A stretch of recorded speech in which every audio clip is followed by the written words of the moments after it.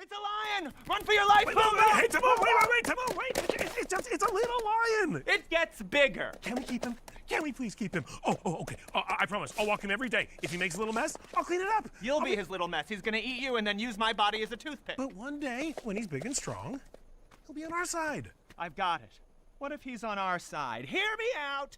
Having a ferocious lion around might not be such a bad idea. Well, then, can we keep him? Yes, of course we can keep him! Well, My God, who is the brains of this operation? We're gonna name him Fred. What up, everybody? This is AK87. I'm back with another movie review. Right now, I'm one half of DCNDolo. And I am Salt.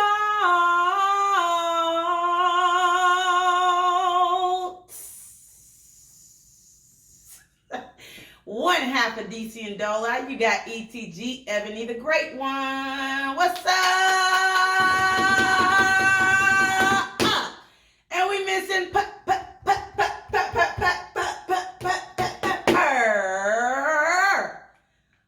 All right, now what were you saying? That's why you should subscribe to DCNDolo. That was funny.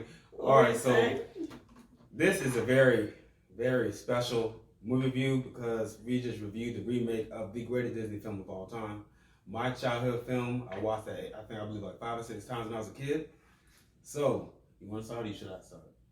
Well, this is usually your platform, but we did watch The Lion King, and we so happen to be twins. And one of our birthday parties, I believe it was our 7th birthday party. Wasn't it our 7th? Yes. I think we had a Lion King themed birthday down to the Lion King cake. We had the Lion King music, and we had the Lion King movie playing in the background. So you should already know how much we love the Lion King. And so what we're going to do is we're going to break down what we saw. Now, what we're going to be doing is possibly giving spoilers, but if you haven't watched Lion King by now, the old one, you got a problem. It's not my problem. It's your problem. Spoiler alert. If you've seen the first movie, there will be no spoilers. If you've seen the 1994 animated feature already, then there ain't no spoilers. There's really the same movie. A couple of things added to it just to make it different.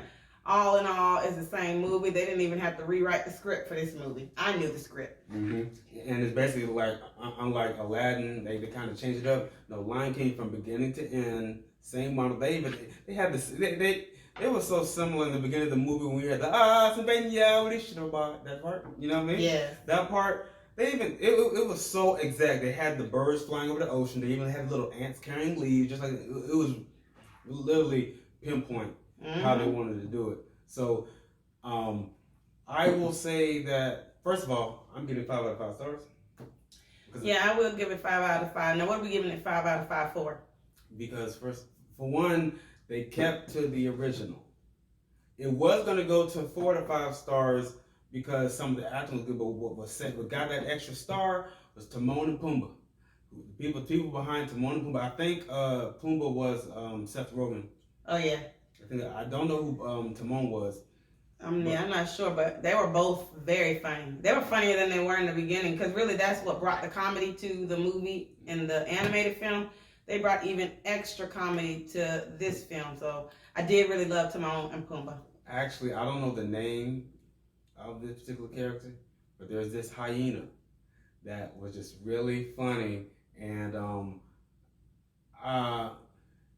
want I'm about to say I don't want to spoil it because it's kind of like a running little joke they got on. But I'm saying once you see it in one hyena, he just made me funny. Pumbaa said the same thing, but it was cracking me up the entire time. The entire time, yeah, he was kind of funny. He was funny. Another one, Zazu was funny. Zazu actually had some funnier parts because he was funny in the beginning too, but he was actually very funny. I can't say Scar didn't quite look like Scar. No. Now he was just as mean as Scar, but he didn't really look like Scar. I think they should have made him look a little bit more. I mean, you almost couldn't tell the difference between those lions. You couldn't. Scar was supposed to be like Simba and Mufasa supposed to have the golden skin, and Mufasa supposed to have it was the golden skin with the golden mane, and Scar supposed to have like I think it was reddish. Reddish skin with a pure black mane to distinguish, especially when should I spoil the ending? What the ending is the same. You know what?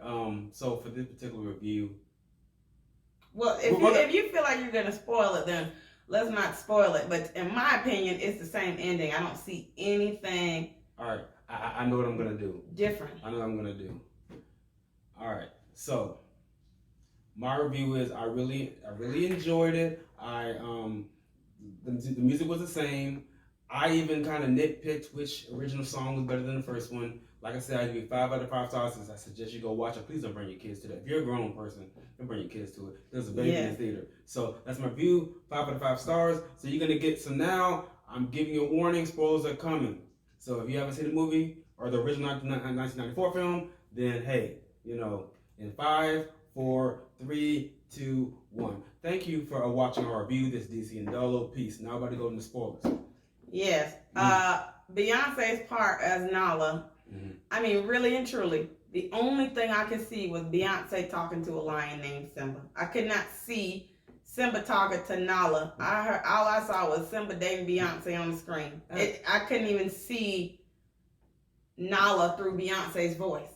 Yeah, I mean, they it's like when she was in the certain part when she was talking to Scar, it got to me like, Beyonce's more popular than you are. You do realize that. Why are you even talking to her like that? And then when she's like the whole romance thing, it's like it almost felt like a lion trying to mate with a human. That's kind of what it was. It really did. And then when it comes to the fighting, and for me, I don't even see Beyonce about that life. Now, she was in the movie Obsessed, and I really couldn't get with that in her fighting. I just don't see her as a fighter. And in this movie, she's as Nala is supposed to be fighting, and I just didn't see Beyonce doing that type of thing. I think it was would have been better having a voice that we really didn't necessarily know, because all I saw was Beyonce, and her hair happens to be wavy too, so it kind of. Yeah, it was. It was. Yeah. Lions' hair are not wavy. They're not kept. If you put Yeah. it like that, you know what I mean? Yeah. Thank you for bringing that up. Now, there is this female hyena that I'm going to assume that she was supposed to be the character Whoopi Goldberg played. Shinzi. Shinzi, yeah. Miss Shinzi said, she was like, I've been waiting for this meal. Like, I've been waiting to kill Nala since a cub. Then Beyonce was like, yeah, me too. Part of me was like, wow, Nala's about to lose. Because I know. Because I'm like, she ain't see Shinzi. Yeah, she's about that life. She had that. No, I'm not playing no games. Nala. Yeah, Shinzi was actually much more powerful. Yeah. And much more mean in this one. Yeah, basically, is she She was like the leader of the hyena. She kind of was the leader, and I guess she was in one way. Scar can say that he's trying to say he's using her, but technically, if you would look at it, she was using Scar because they really wanted to get to Pride Rock. She was kind of like using Scar to get the lions. Right, and in the original movie, Scar and Shinzi are already friends, but they still all respect Scar. Mm-hmm. In this movie, Scar had to come basically and earn his respect because they were going to eat him in the beginning. So that was something that was different. Spoiler alert, but that was something that was different. I do not know if I quite. You can spoil away. You already did spoiler one. Well, I don't know if I like that too much. It really made Scar look less of a man. Yeah. Less of a lion. Scar originally was supposed to be control of the hyenas. Yes. And the hyenas they were loyal to Scar from the beginning. They only happened to the very end when he threw them under the bus. Then they became but the way they were setting up Shinzi was like, it was almost like a business arrangement. Like, I help you. Like, I don't need you. You need me. And then so when you were like, when we I guess threw the hyenas under the bus, but Shinzi's like, all right, well, I was hungry anyways. I'm gonna go ahead and get him. Yeah. It makes you think like she really had planned on eating him to begin with. Actually, there was a scene when Scar came to go meet the hyenas, and Shinzi was like, I'm hungry, so we're about to eat you. Scar like, wait, I got a business proposition for you. So it's almost like she was the boss of the elephant graveyard. What do they call it? Shadowlands? They call it the Shadows. And I don't remember it being the Shadows. It was something else other than Elephant Graveyard. Mm-hmm. Can't think of it right now. Yeah. But, and also, the Stampede. Can anybody ask me why, and this is just a question I've had for years now. Mm-hmm. How did Mufasa die from a stampede? And one, Simba was on the branch. Why not stay on the branch, let the stampede pass by, then you go get him? There was a scene. And I'm like, there was a scene when Mufasa was literally standing on the branch. His foot was on the ground. He could just crawled up a couple more inches, be on And the he could have bridge. done it. It was almost like a Titanic movie where I always ask, why couldn't they both fit on the door? Mm-hmm. They could fit on the door, but they tried one time and failed. I would have kept trying to do that. Yeah. So I'm just trying to understand. The door I'm talking about is when the boat crashed at the end of the movie. Well, it was sinking at the end of the movie, and Rose and Jack were trying to get on that big door so that they wouldn't freeze to death. He tried to get on it one time, fell off of it. I still feel they both could have done it. So my thing is, Mufasa didn't even have to die. Yeah, and He didn't have to die. the way. And then, now this is a spoiler thing. This is true spoiler. At the end of the movie, when Sarabi heard Scar saying that he killed him, she said, "I thought you said you weren't there." He said, "I wasn't." She said, "Well, you just said you saw how his face looked." I said, "Didn't you also hear him say he killed him too?" Thank you. You heard him say he killed him. Thank so you. What do you mean? You don't even need those clues. In the 1994 film, he's like, "I killed Mufasa." Simba came up there, and then he's like, "Say it again." And then he said Mufasa. Then the lines attack. And Sharabi sitting there trying to play detective. Yeah. You heard what he said? You heard what he said. Everybody heard what he said. So that was another thing. I was like, they could have just worked that out a little bit better, because I thought she was just gonna. There's no need for that clue. If you heard him say he killed him. My thing is this: if you're gonna do the original, and then keep it the original. Like I'll say you say about 85% of the film pretty much 1994 version. I would say 95%.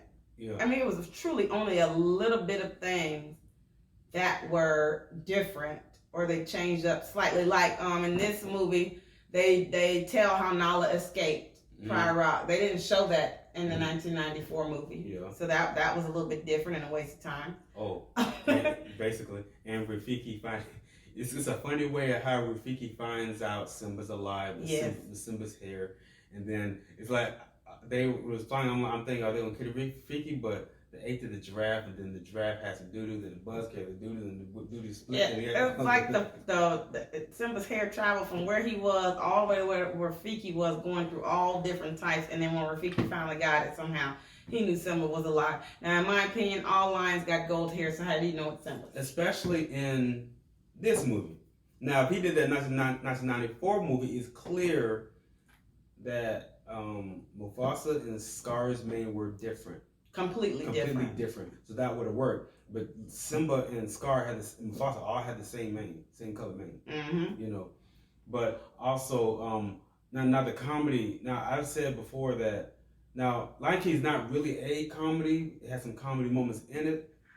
But like I said, certain movies I watched in the past, they try to throw a comedic moment and they just don't really land. This movie, every comedic scene lands.